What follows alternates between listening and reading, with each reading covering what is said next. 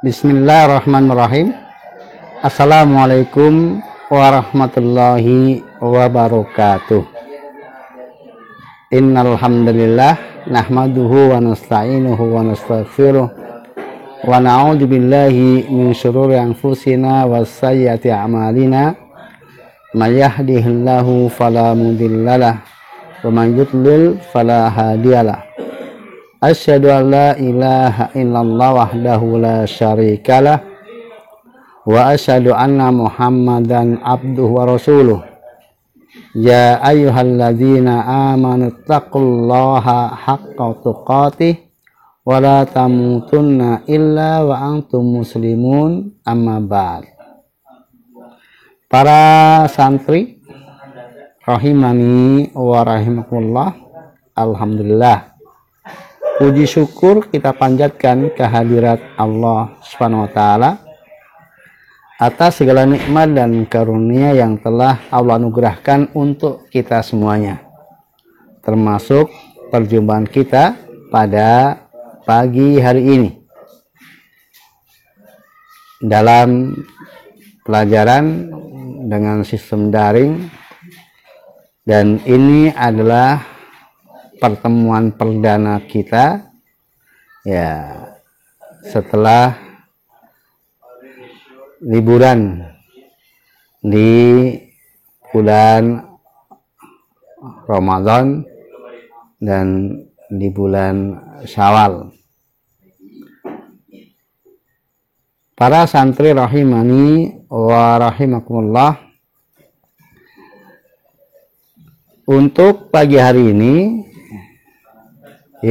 adalah pertemuan pertama untuk seluruh kelas ya. Baik kelas 10, kelas 11 maupun kelas 12. Yang insyaallah Ustadz ingin sampaikan nasihat secara umum untuk semuanya. Dan pada pertemuan berikutnya nanti insyaallah sebagaimana sudah disampaikan kepada antum semua, bahwa untuk kelas 12 ya, pekan depan ya, hari Sabtu atau Ahad besok sudah berdatangan ke Mahat, khususnya bagi yang orang tuanya siap untuk melepaskan putranya ke Mahat. Demikian juga untuk kelas PBA yang naik ke kelas 10 itu, insya Allah kita akan belajar secara tatap muka langsung di Mahat. Adapun untuk kelas 11 dan juga kelas 10 serta kelas 12 yang masih tetap di rumah, maka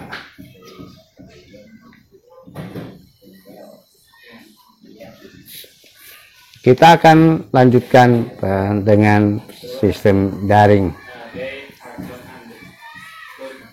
Ikhwafidin, para santri rahimani wa rahimakumullah. Ya, Allah berfirman, wa ma khalaqtul jinna wal insa illa liya'budun. Dan tidaklah aku ciptakan jin dan manusia kecuali untuk beribadah hanya kepadaku. Ustadz buka dengan ayat ini untuk mengingatkan kita semua bahwa kita diciptakan oleh Allah SWT ada satu misi, satu tujuan, yaitu agar kita semuanya beribadah hanya kepada Allah Ta'ala dan tidak mempersekutukannya.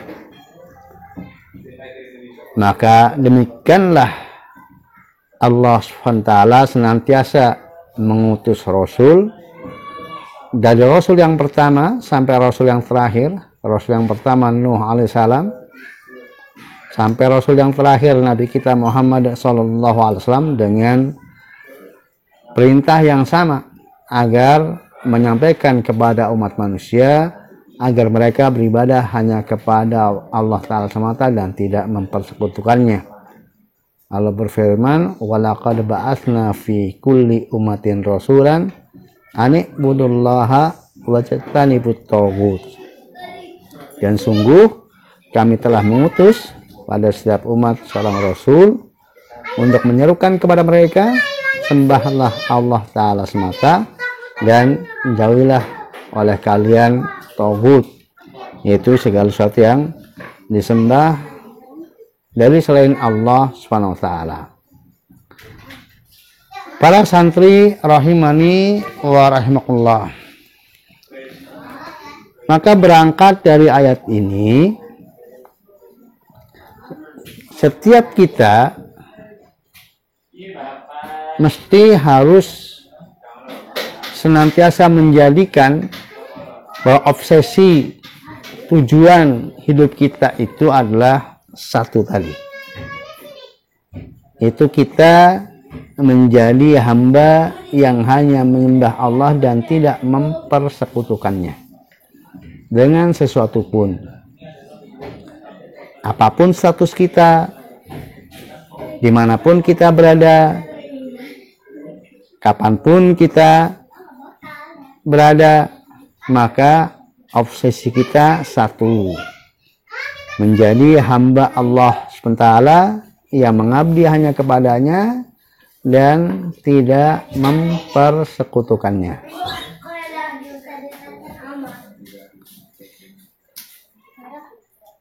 Setelah bahwa hal ini menjadi prinsip hidup kita, maka yang berikutnya adalah kita mesti mengetahui apa itu hakikat ibadah. Kemudian apa itu wujud atau bentuk-bentuk dari ibadah.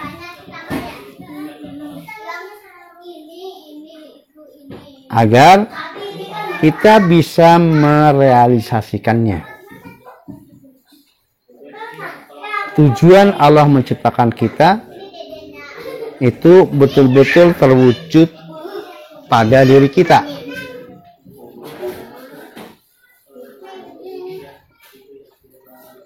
Bisa ulangi. Jadi ketika kita telah memahami, mengerti, mendapatkan keterangan bahwa Allah menciptakan kita itu untuk beribadah hanya kepadanya dan tidak mempersekutukannya, dan demikianlah pula Allah mengutus seluruh para rasul untuk menyampaikan hal ini kepada umat manusia, maka ini harus senantiasa menjadi obsesi kita, tujuan hidup kita. Apapun status kita, dimanapun keberadaan kita, dan kapanpun, di zaman kapanpun kita berada. Nah, untuk mewujudkan hal ini, ya, yang paling pokok berarti kita harus mengetahui hakikat ibadah.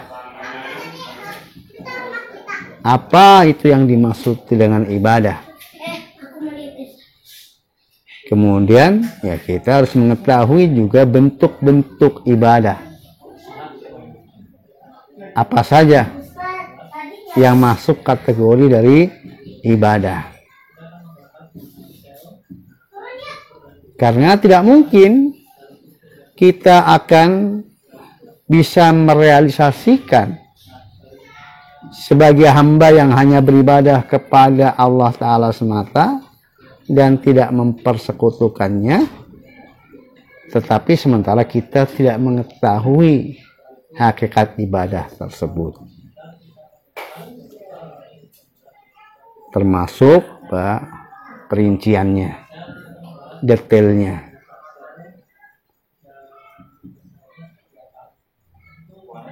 Maka pada kesempatan pagi hari ini, secara sekilas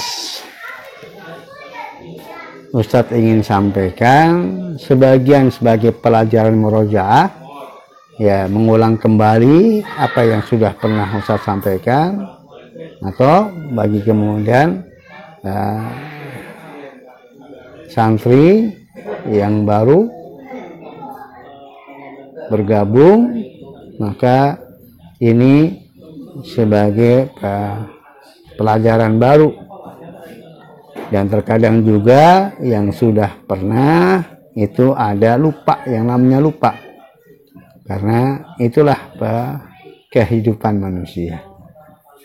Nah, menimpa kepadanya salah dan lupa. Para santri rahimani wa rahimakumullah. Jadi yang namanya ibadah itu adalah pokoknya ada di dalam hati, berupa at-tadallul wal khudu', yaitu berupa ketundukan, perendahan diri dan ketundukan. Ibadah kepada Allah itu at-tadallul wal khudu' mal mahabbah, perendahan diri, ketundukan yang disertai rasa cinta.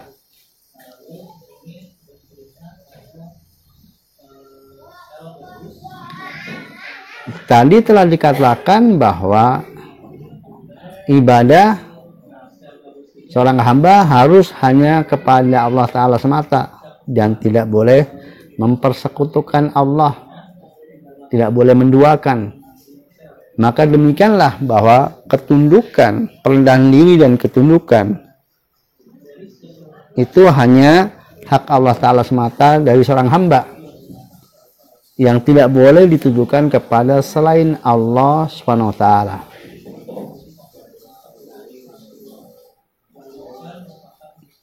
Jadi ketundukan dan perendahan diri yang disertai rasa cinta yang mutlak itu hanya hak Allah Ta'ala semata.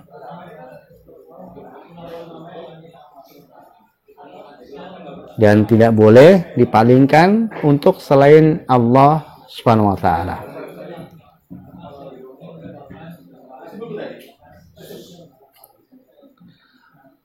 Nah, setelah itu menjadi prinsip kita, itu secara batin tersimpan di dalam jiwa kita, bab penghinaan diri kita, ketundukan yang didasari rasa cinta itu untuk Allah Subhanahu wa Ta'ala semata. Lalu kita mencari tahu tentang apa saja yang Allah inginkan dari kita, baik secara lahir maupun secara batin, yang itu adalah merupakan aktivitas pengabdian. Jadi ketika kita tertuntut untuk beribadah hanya kepada Allah Ta'ala semata, maka kemudian apa yang diinginkan dari kita dari macam-macam ibadah itu? Maka kemudian para ulama mendefinisikan tentang ibadah itulah ismun jami likulli ma yuhibbullahu wa yardahu min aqwali wal a'mali al-zahirati wal batinah.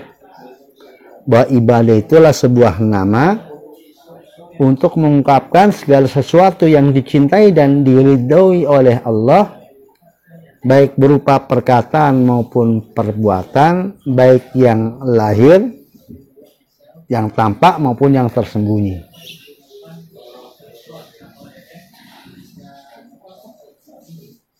Ya, ibadah itu adalah sebuah ungkapan, sebuah nama untuk mengungkapkan segala sesuatu, sebuah istilah untuk mengungkapkan segala sesuatu yang dicintai dan diridhoi oleh Allah, baik berupa perkataan maupun perbuatan yang bersifat lahiriah, tampak kasat mata, maupun yang bersifat batiniah yang tersimpan di dalam hati.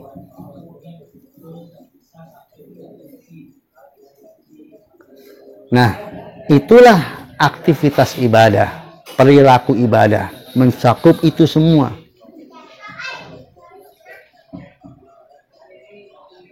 Dengan demikian berarti proses berikutnya adalah kita mesti mengetahui apa saja yang dicintai oleh Allah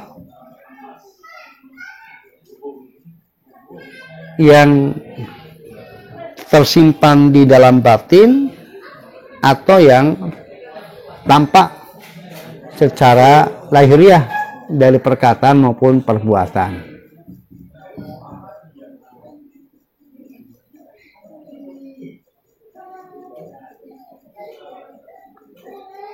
Nah, yang dicintai oleh Allah dan diridhoi itu ada yang sifatnya harus kita wujudkan, ada yang sifatnya harus kita tahan.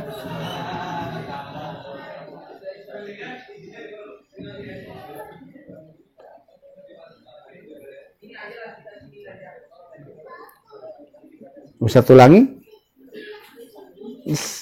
Sesuatu yang dicintai dan diridhoi oleh Allah itu, baik yang di dalam batin maupun di lahiriah, itu ada yang sifatnya harus diwujudkan dan ada yang sifatnya harus ditinggalkan, ditiadakan. Maka inilah yang kemudian dikenal oleh pembagian ulama, ibadah itu terbagi menjadi ibadah fi'liyah dan ibadah tarkiyah. Ibadah fi'liyah dan ibadah tarkiyah. Ibadah yang diperbuat maupun ibadah yang sifatnya ditinggalkan.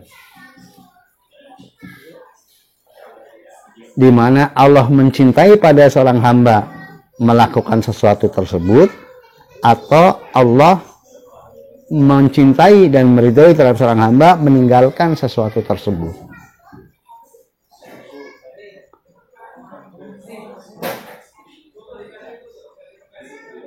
Maka dari keterangan di atas tadi, ibadah itu ada ibadah qalbiyah, ada ibadah qauliyah, dan ada ibadah fi'liyah, amaliyah. Ada ibadah hati, ada ibadah lisan, dan ada ibadah perbuatan anggota badan. Kemudian dari ketiga hal tersebut ada yang sifatnya fi'liyah, ya apa? Artinya harus diwujudkan, dan ada yang sifatnya tarkiyah, harus ditinggalkan.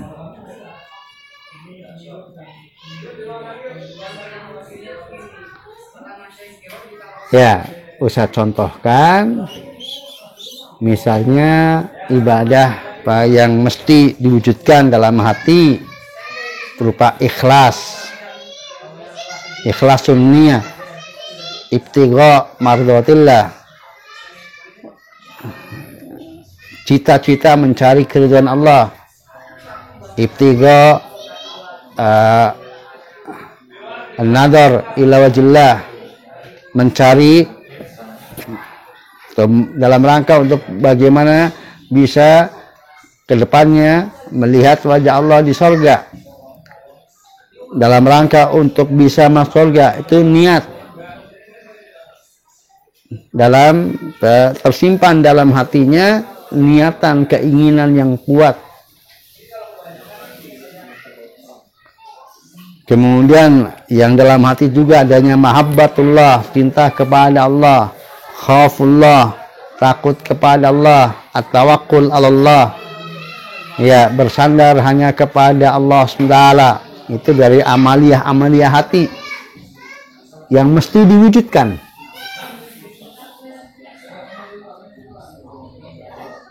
Kemudian dari sesuatu yang dalam hati yang harus ditiadakan, harus tidak ada, seperti riya, ya. Niat mencari pujian dalam amalnya, kemudian niat semata-mata bermotivasi dunia, Ya, seperti yang sudah Ustaz sampaikan, khususnya untuk yang sekarang naik kelas 11 dan juga untuk yang sekarang naik kelas 12. Itu ibadah yang berupa tarkiyah tidak boleh ada, termasuk suudzon kepada Allah, berprasangka buruk kepada Allah. Maka seseorang meniadakan itu dari dalam hatinya, itu ibadah kalau tujuannya lah sebagai bentuk ketundukan dan kepatuhan, perendahan diri, penghinaan diri, cinta kepada Allah, itu ibadah.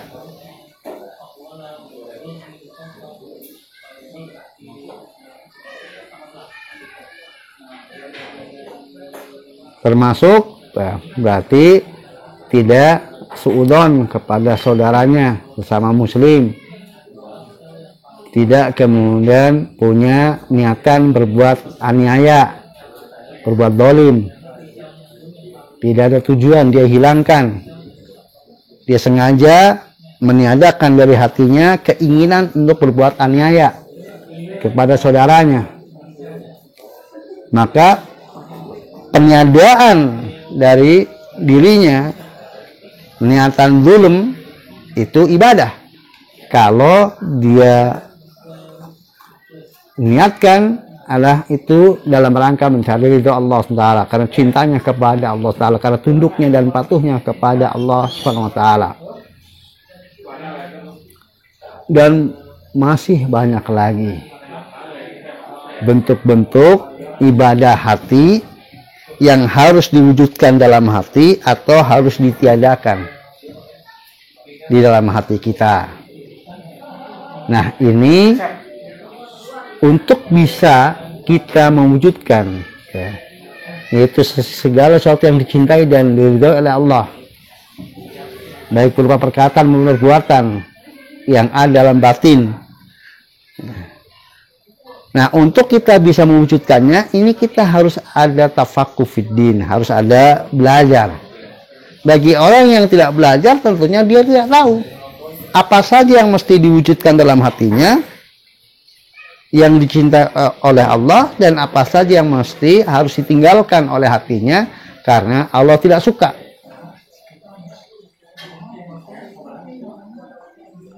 Karena itu mendatangkan kebencian Allah, kemurkaan Allah SWT. Ya, itu ibadah qalbiyah. Sekarang ibadah qauliyah, ya, yang berupa ucapan, perkataan, yang lesan ini. Ada dua, ada yang mesti diucapkan, baik untuk diwujudkan, dicintai dan diridhoi oleh Allah apabila diadakan, diwujudkan, dikatakan, dan ada yang harus ditinggalkan. Ditinggalkan itu menahan lesan untuk mencari kecintaan Allah, keridhaan Allah SWT.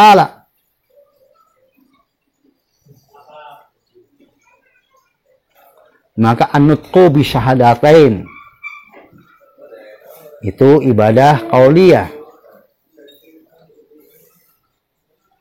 yang diucapkan karena tadi pokok ibadahnya penghinaan diri dan ketundukan, rasa cinta kepada Allah, maka dia mengucapkan syahadatain.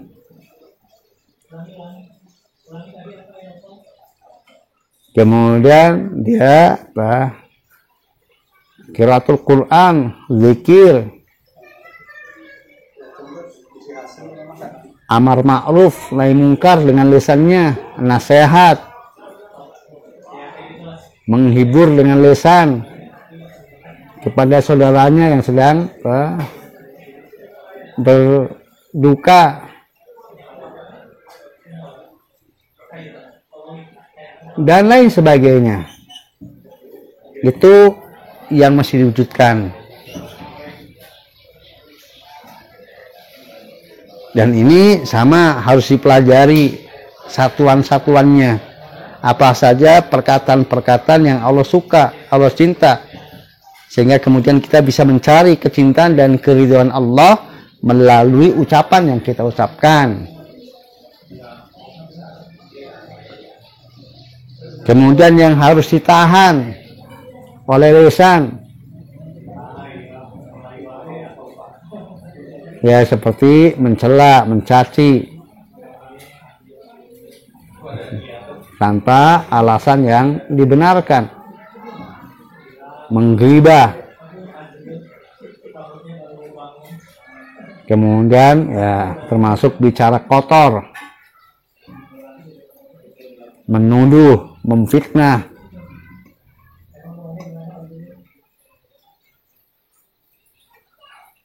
Nah, ini harus ditinggalkan. Maka seseorang meninggalkan itu semuanya, lisannya ditahan dari itu semuanya. Mengapa dia menahan? Karena pokok ada dalam hatinya tadi, dia adalah mengabdi kepada, dia tunduk, merendahkan diri, mencintai Allah, maka dia tahan itu semuanya. Karena kecintaan dan ketundukan kepada Allah, demi mengharapkan perjumpaan dengan Allah SWT.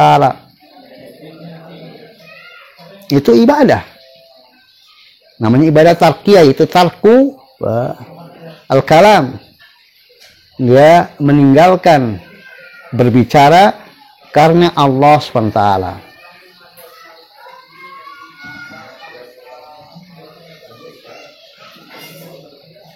Kemudian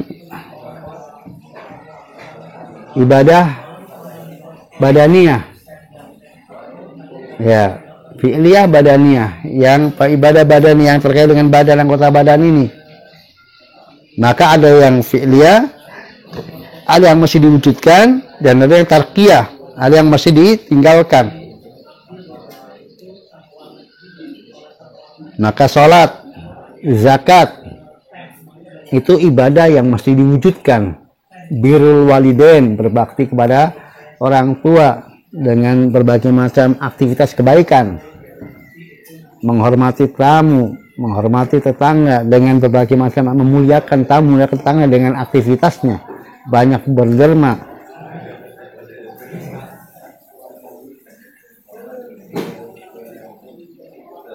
Ya, ini ibadah badaniyah yang fi'liyah, yang diwujudkan.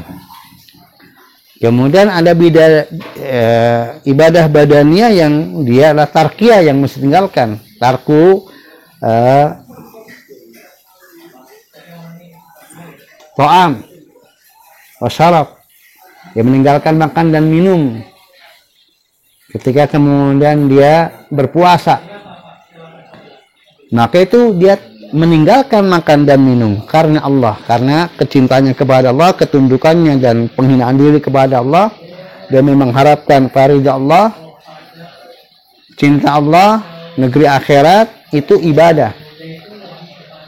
Diamnya dia jadi berusaha untuk tidak makan dan tidak minum selama dia sedang berpuasa.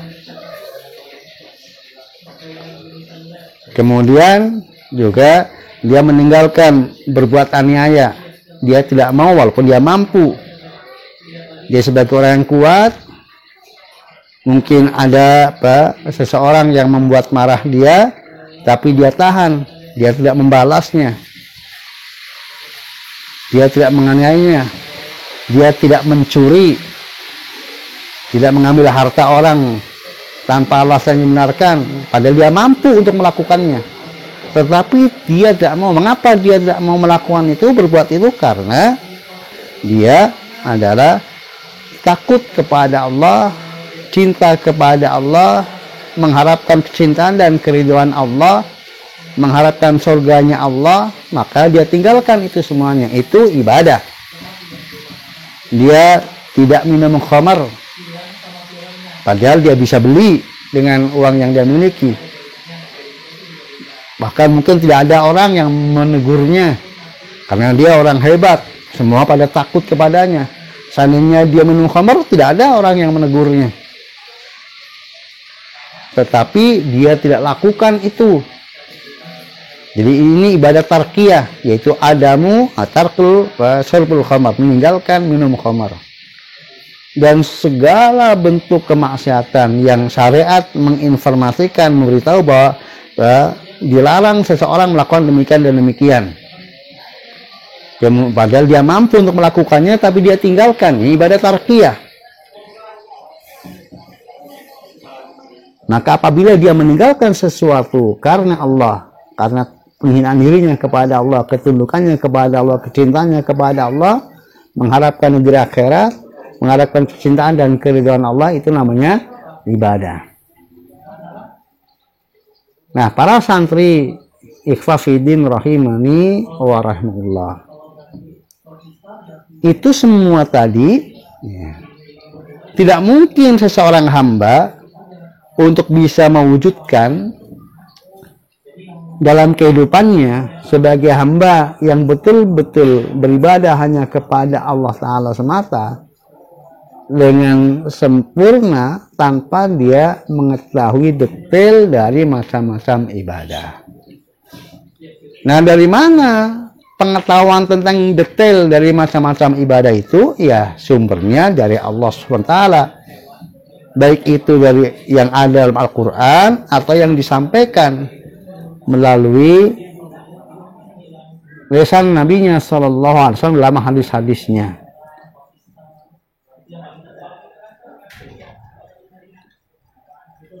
Nah, manusia di dalam pelaksanaannya dengan misi penciptaan Allah Ta'ala kepada umat manusia ini untuk beribadah hanya kepadanya dan tidak mempersekutukannya, maka secara umum ada terbagi menjadi berarti 3 atau 4.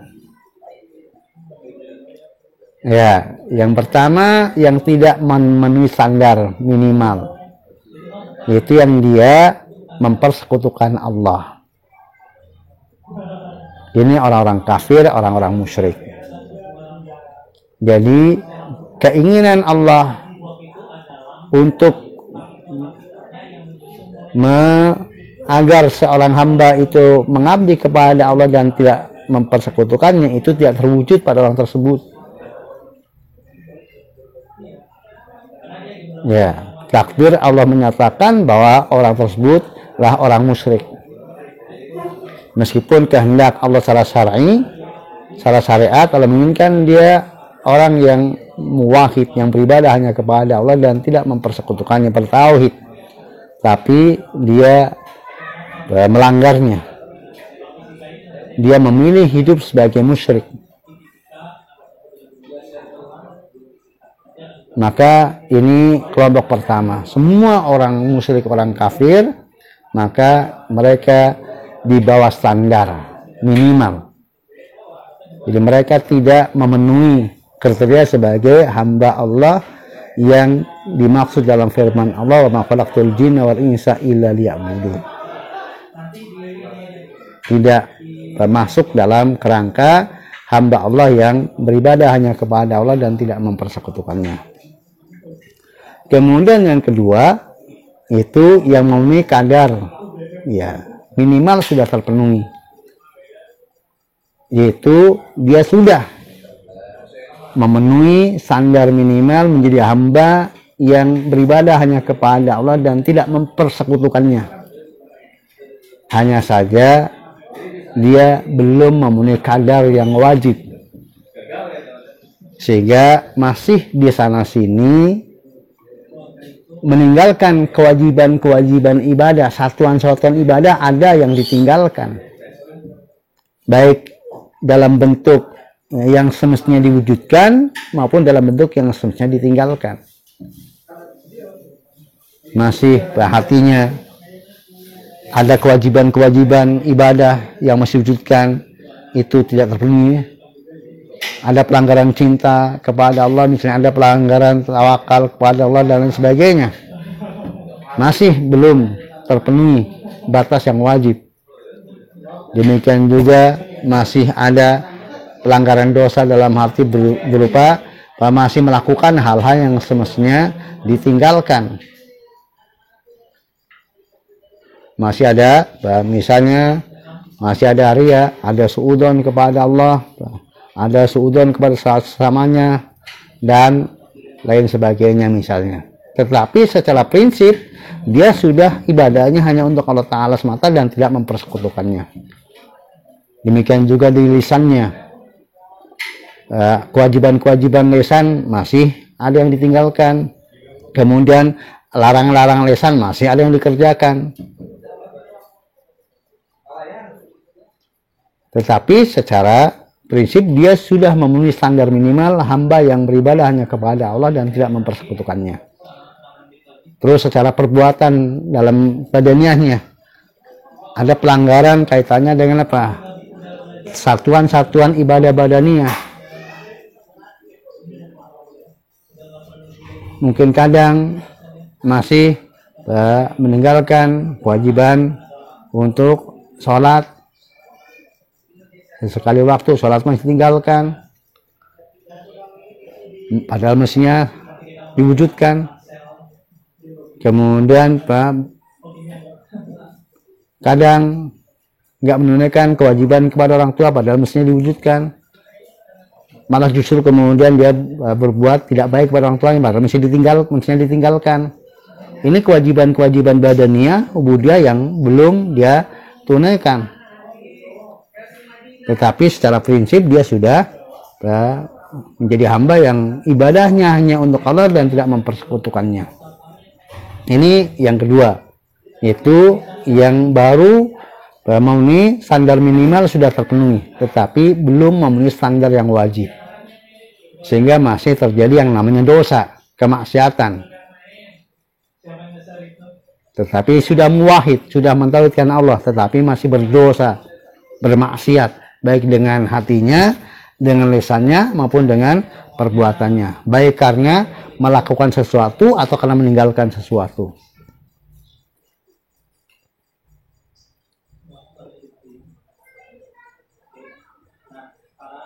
Ya, kemudian para santri rahimani wa rahimakumullah, yang ketiga yaitu yang sudah memenuhi standar yang wajib. Jadi dia muwahhid, bertauhid, dan sudah tidak ada pelanggaran yang terjadi di dalam hatinya, lisannya maupun perbuatan atau badannya. Tidak ada dosa dan kemaksiatan. Kalau pernah ada dosa dan kemaksiatan sudah ditaubati, sehingga ini menjadi hamba yang sempurna dalam batas yang wajib. Ini sudah menyempurnakan sebagai hamba Allah sampai tataran yang wajib. Tidak ada pelanggaran hati, pelanggaran lisan, pelanggaran anggota badan yang bersifat dosa yang tidak ditaubati. Kalaupun terjadi, langsung dia bertaubat kepada Allah sehingga kondisinya senantiasa sempurna. Sebab kalau kemudian seorang hamba bersih dari kesalahan sama sekali, dosa sama sekali tidak ada. Dalam sepanjang hidupnya bersih, nggak pernah dosa, tidak ada. Kullu bani Adam khata' wa khairul khata'in at-tawwabun. Setiap bani Adam itu pasti salah, dan sebaik-baik orang salah adalah bertaubatnya. Maka selama dia bertaubat itu sudah tetap menjadi orang yang baik. Ini yang ketiga, yang memenuhi sudah menyempurnakan sampai kadar yang wajib.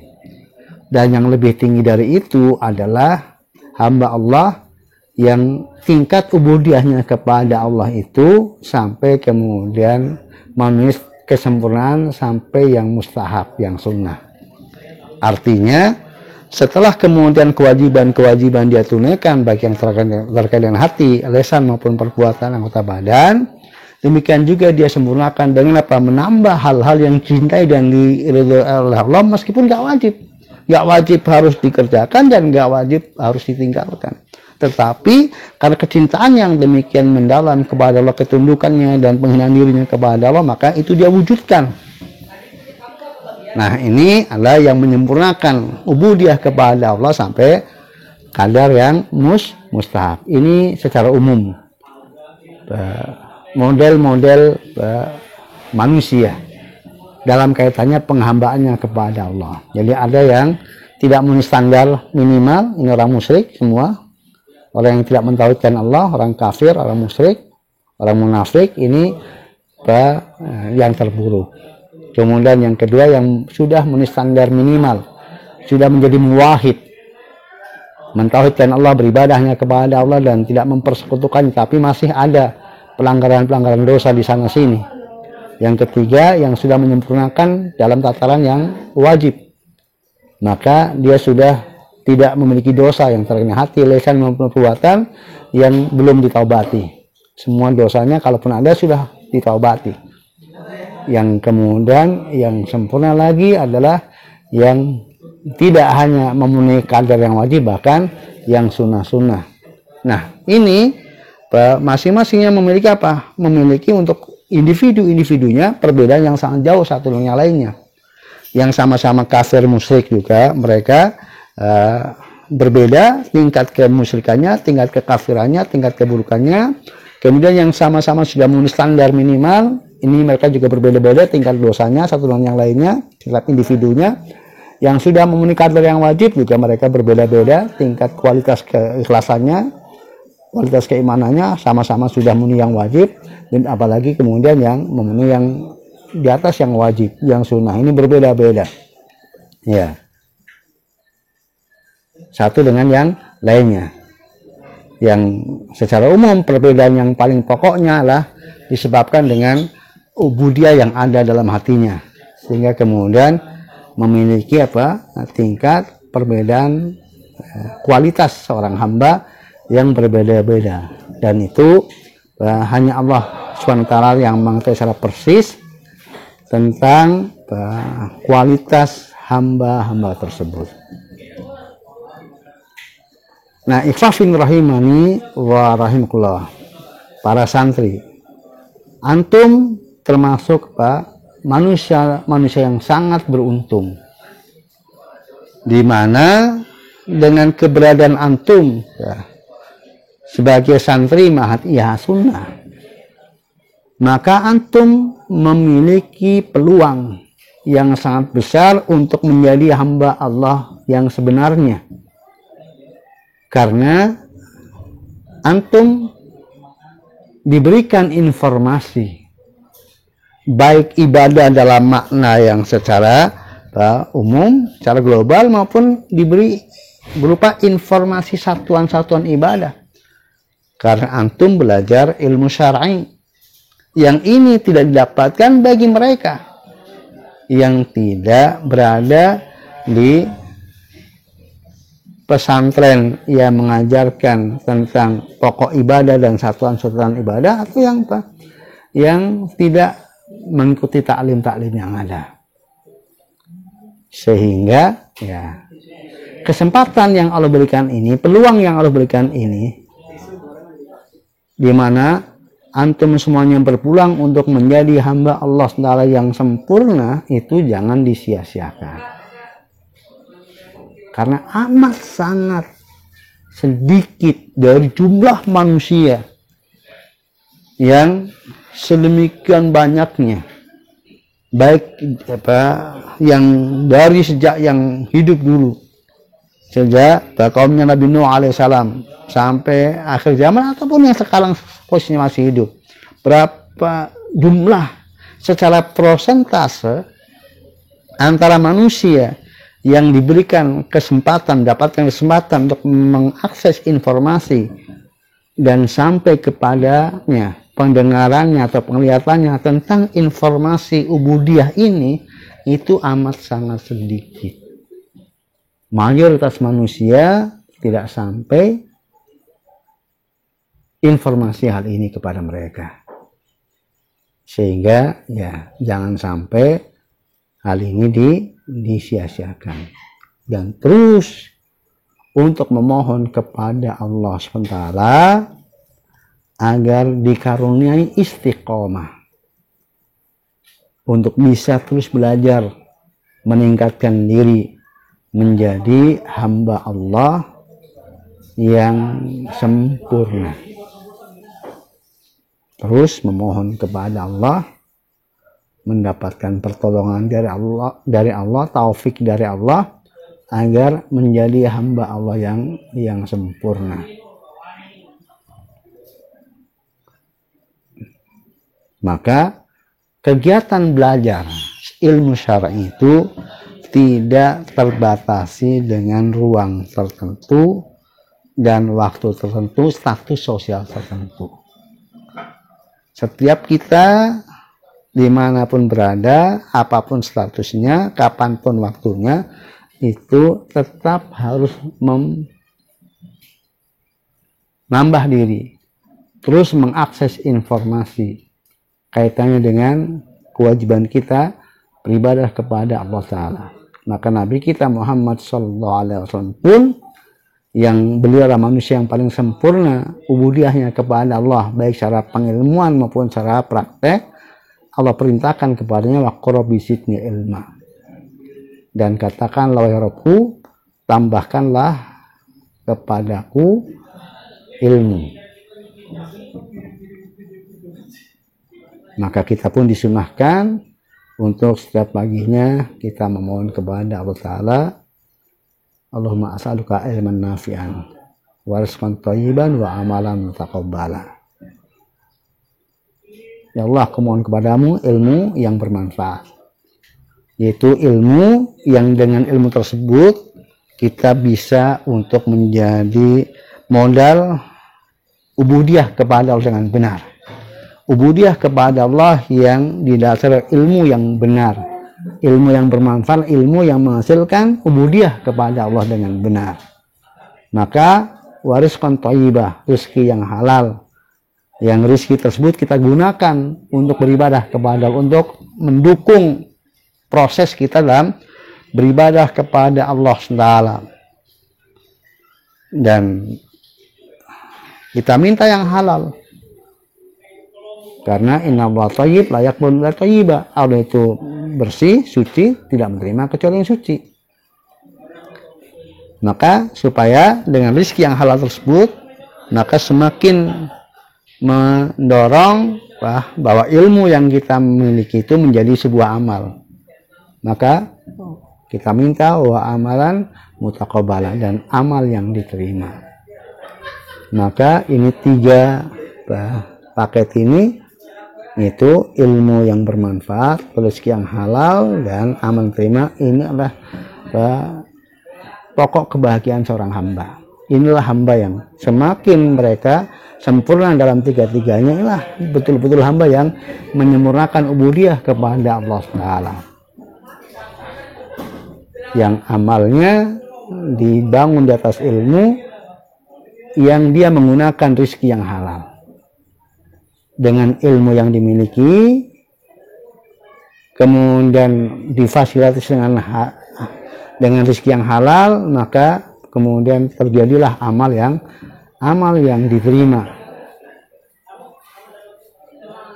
Di mana itu amal yang diterima? Ya, amal yang sesuai dengan yang diinginkan oleh Allah, yang betul-betul terwujud ubudiyah, yang Allah cintai, Allah ridhoi.